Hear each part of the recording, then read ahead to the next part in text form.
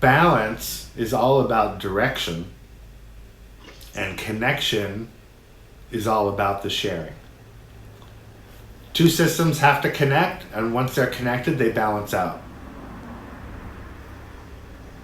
That's it. And the thing is, like with the wind, this isn't so black and white that like once it's connected, it stops. When the sun hits the air over here and it excites it, it gets high pressure, it starts to blow into the cold low pressure area, but the planet's moving. And the sun's moving, I mean, however you want to perceive it. Yeah. And now the other area that was cold, now it's getting hot and it's becoming high pressure. Now it's going to deflate into the area that used to be in high pressure but is now low pressure because it got cold. Right. So this ebb and flow is the balancing act that the universe is doing constantly. Yeah, it's always flowing. It's always flowing back and forth, back and forth. And it flows in connected systems. Got clarity on that? That's a good point, yeah. Okay, good. So the next chapter is where this starts to get really interesting. And these connected systems that we're talking about, one side is high pressure and one side is low pressure. And energy always flows from high pressure into low pressure. Make sense? Okay. Mm-hmm. Now,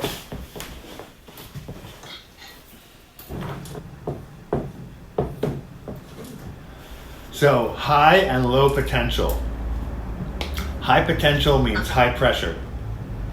Low potential means low pressure. So low pressure is like a vacuum, and high pressure would be like expansive. If you have a party balloon and you blow it up with air and the balloon gets bigger, right? That's high potential because when you let go, it's going to deflate into the room. Yeah. Right? So things that are high potential always flow into low. If you have a balloon that's full of air and it's open, right? It deflates. The room isn't going to push more air into it, right? The universe doesn't work that way. It only works in one direction. So identifying, what we're going to do in this class now is identify what high and low potential is, specific examples of it, and how that impacts how we interact with the universe. So an example of high potential would be throwing. Throwing? If you're throwing a baseball, it's going away from you. Okay? So the low potential would be catching. Oh, okay. All right? So if you're catching a ball, boom. You're in low potential because it's coming to you. Yeah. Make sense? Okay. Yeah. So more fundamentally, giving is high potential. If you want to give energy to somebody, you've got to be in high potential. Yes.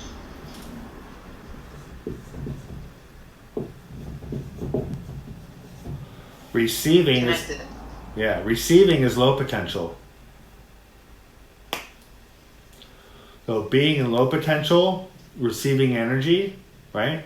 It means being in a low pressure state. If we're excited and high potential, if we're mad, like if we have to vent, if we're all agitated and high potential, it's not possible for us to hear things really well.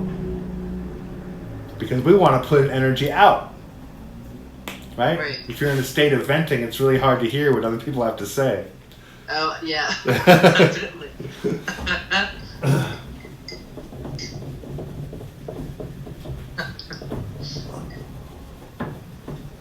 We've all experienced that. Absolutely. So, high. Let me write these again. So, talking is high potential. Right? Right.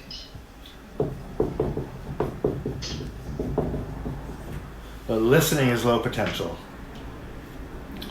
because we've got to take energy in.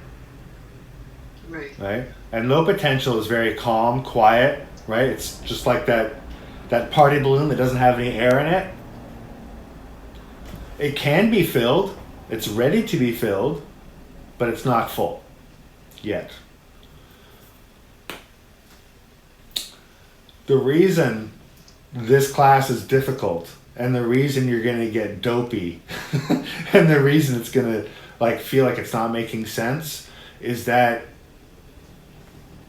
we've all misused our energy relative to the way the universe attempts to seek balance. And that's why life has been so difficult.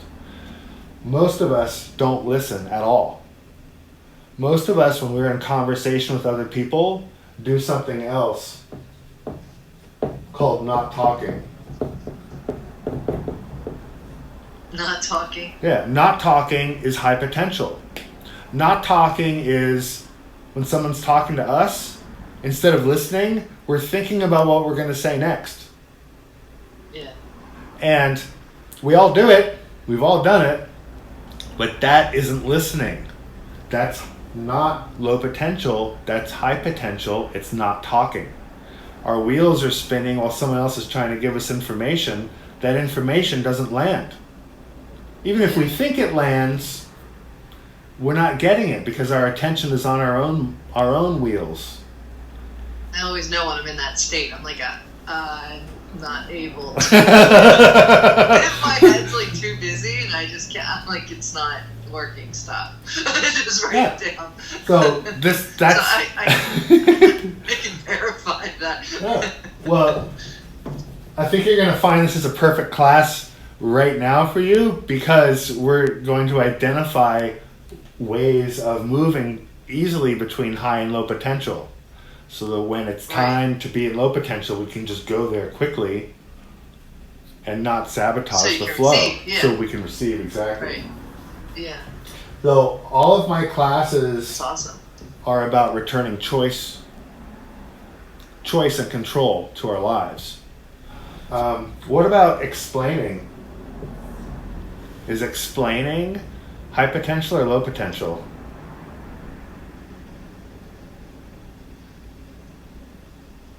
I guess high. It's high because there's words coming out of our mouth, but to really explain something to somebody, you have to listen to them and figure out what it is that they don't know, so that you can give them the missing piece. Right? When you're explaining information or explaining something to somebody, it's because they're aware of not understanding something. They're aware of missing information. And so to explain something, you have to hear from them. You have to know from them what you have to give. Otherwise we are mansplaining, right? Otherwise we are explaining something they already know. We have to have heard or listen to what piece they have to hear.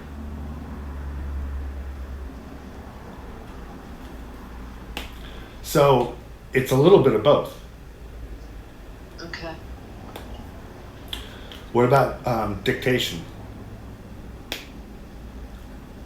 Well, that's high. Yeah. Dictation's obviously high because the person dictating, they don't even care who's listening. They don't even care if you understand. They just want you to repeat it. They want you to write it down. Or, do what they say. The Snoopy cartoon, the teachers. Right. Exactly, yeah. So what makes explaining more low potential is the empathy and connection. Because if I'm just dictating to you, I'm just going to, doesn't matter if you're listening or not, I'm just going to just talk. But explaining, I'm really paying attention to you and really making sure you get it. So there is a difference. What about hunting? High or low?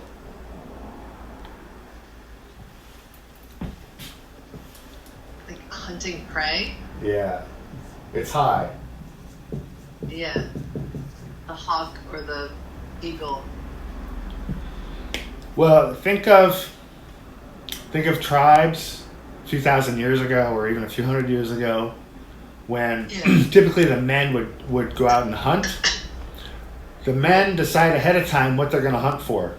We're going to go get deer today. We're going to go get turkey. We're going to go get bear. Whatever it is, they decide ahead of time what they're going to get, so there's a target and a search. Yeah.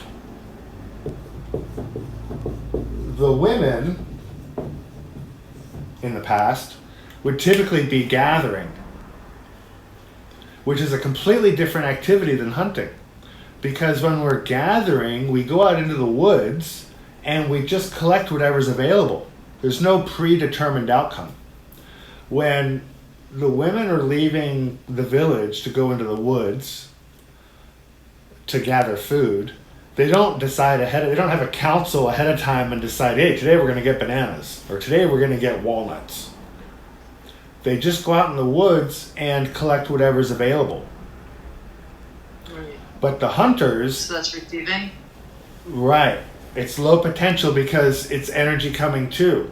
I'm going to let the forest decide what I get to take home.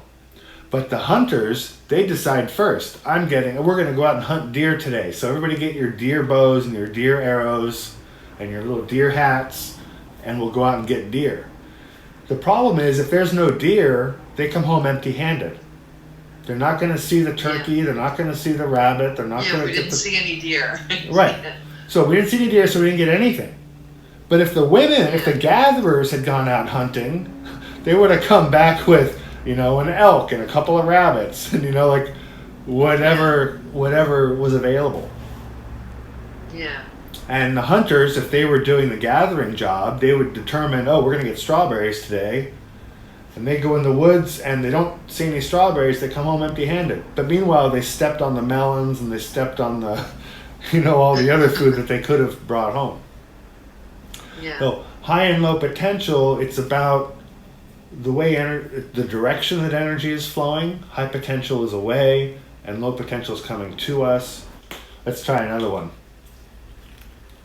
How about doing? Where does doing go? Doing versus being.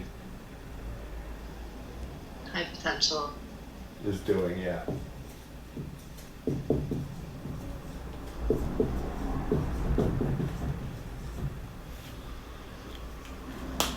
When we're doing something, we're putting energy out. And when we're simply being, we're taking energy in. So in meditation, if you're simply being a meditator, if you're simply meditating, you're hearing all the sounds. You're picking up all kinds of information. Things are coming to us. But if you're doing that thing called meditating,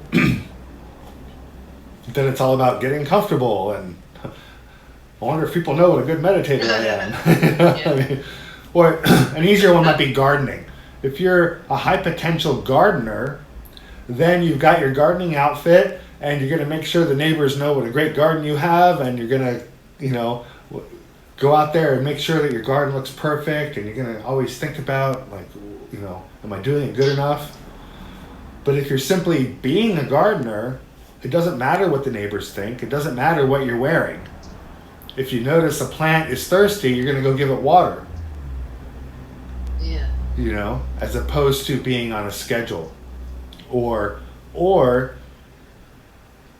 if you're doing a thing called gardening and a plant isn't behaving the way you want or doesn't look the way you want it to look, maybe you'll rip it out and put in something better.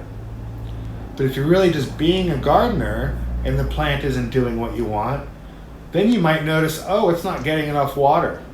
Or, I need to give it more fertilizer.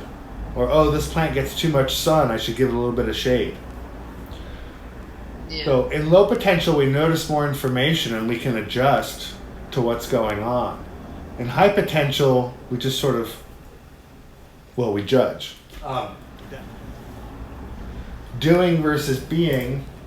What about learning? Where would that be, high or low?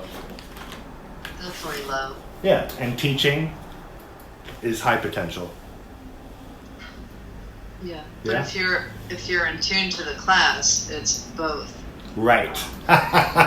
Right. To be. I do one-on-one angelic Reiki attunements, and I feel like I do it so that I can be that.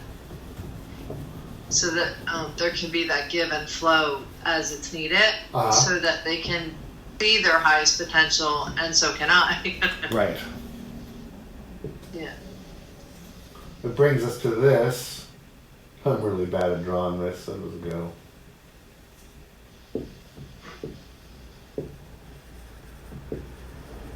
So this symbol, which I drew very poorly. I know what it is. No, that's, you know what, when we're talking high and low potential, we're talking about yin and yang. We're talking about this right here. And I'm not a Zen master, I'm not a Taoist. But this explains what we're doing very well. Because this shows us the balance that the universe is always seeking. It also shows us that high and low potential flow with each other. One is high potential and one is low potential, but you also have these dots here.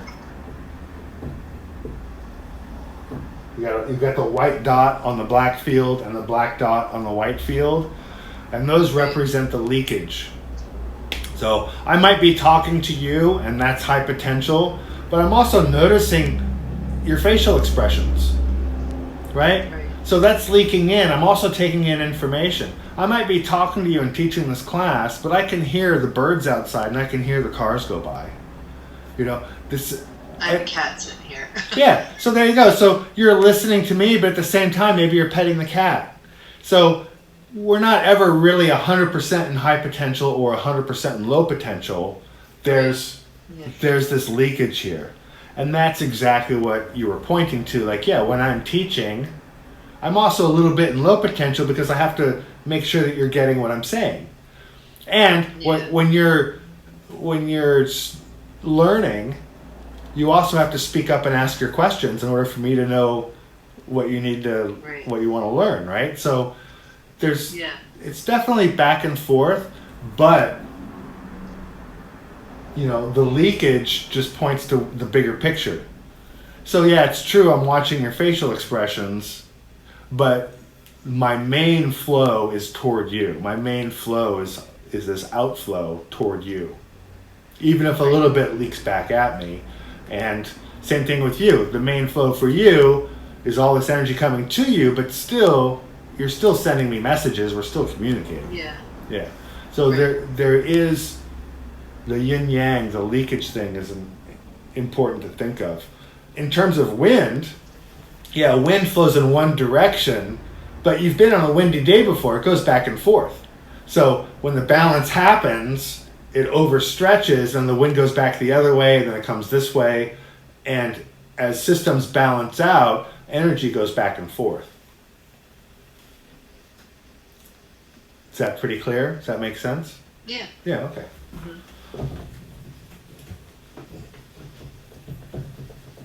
So where do you put thinking on this chart? Wow, that's high potential. Yes. It's interesting. It is. Most people get that wrong. That's good. Thinking is high. Yeah, you're not really open to receive so much that way. No, thinking is about labeling. Thinking is about labeling the things we see outside of ourselves. So that energy is going out. Yeah. Feeling. When you're feeling, that's energy or information coming to you. If you feel cold, you're integrating. Like if the room feels cold, it's because the room is cold and that information is coming to you, and you're getting cold. Right. Thinking is always high potential. Feeling is always low potential. And there's leakage. We got to remember the yin yang, right? But this is the basics. So when we're meditating, high potential or low potential? Low potential. Yeah. If you're doing... So the leakage is actually what creates the information flow that you receive. Yeah, exactly. Well, like you meditate and you might put out an intention to clear something up or to get some information, and that's the little leak that goes out, but then the flow comes back. Yeah. Yeah.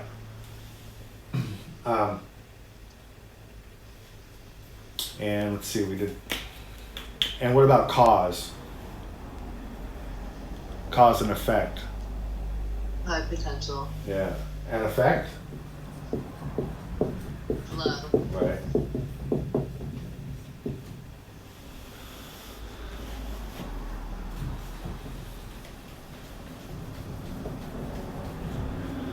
So the play shop, just in terms of the EnergyWorks class, and because this is a new framework from which we're going to look at things, the play shop is about moving from high potential into low potential.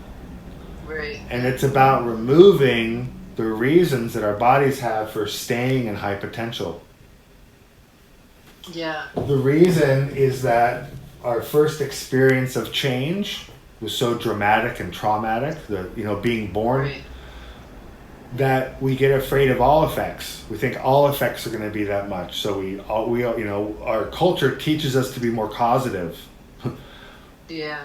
That's who we value, are the people who are like super causative, and we Right. ignore the philosophers and the poets. Right.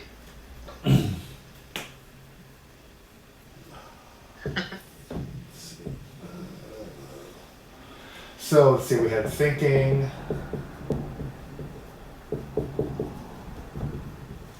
and feeling. Cool. So what about high pressure? When you're feeling high pressure? When you're feeling it, ouch. She's needing me. There's some high pressure for you. She needs her nails cut. So, high pressure is high potential, right? Like the Right. balloon being blown up Yes. with air. And low potential is like a vacuum. It's empty. So outer space is really big, but it's a vacuum. Yeah. Right. Yeah. Earth is small, but it's full of stuff. There's the atmosphere is high pressure relative to outer space, which has no atmosphere. But it doesn't leak because it's not connected. There's a membrane, right? There's a, I don't know what it is, electromagnetic field or something that keeps the oxygen, right, from leaking away.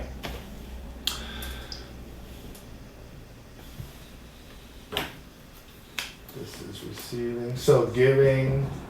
Can you see the red pen?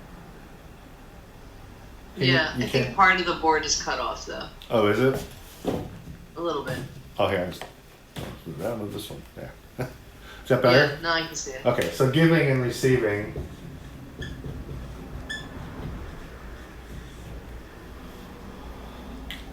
What about breathing? Where would you put inhale and exhale? What about the inhale and the exhale? Where do they go? Oh, so,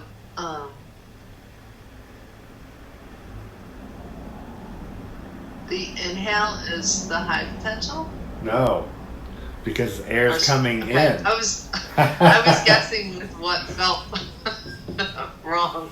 It's interesting that I did that. Out of the 50 people I've taught this class to, only one person's ever got that one right. So don't sweat it. Really? Yeah. Well, I felt like it was off, but I said it anyway. I'm like, well, I'm just going to go with this. No, and that's good. You should. So I'm going to use the blue pen because I can barely read it. So exhale is energy away. It's the higher potential. Right, because energy is moving away from you. But inhale is energy coming in. Yeah. Right? So when it comes to breathing, let me just redo this. So exhale up here, inhale here. Now what about give and take and receive? Do you remember giving from a few minutes ago? It was high. Right? It was high. And receiving, It was low. right? Where would you put pushing or pulling?